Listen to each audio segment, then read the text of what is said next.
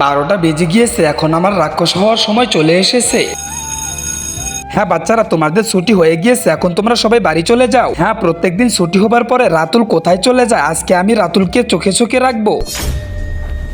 যে করে হোক আমাকে দেখতে হবে রাতুল আজকে কোথায় যায়।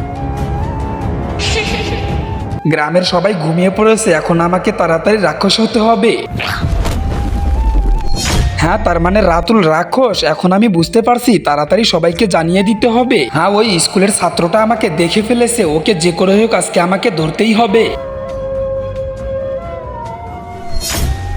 তার আগে কেউ যদি নিচে থাকা সাদা সাবস্ক্রাইব বাটনে চাপ দিয়ে সাবস্ক্রাইব করে দেয়, তাহলে তার বাবা মা অনেকদিন বেঁচে থাকবে। আর যদি কেউ ভিডিওতে লাইক করে দেয়, তাহলে তার মনের আশা পূরণ হবে। আমি আল্লাহর কাছে দোয়া করে দিলাম।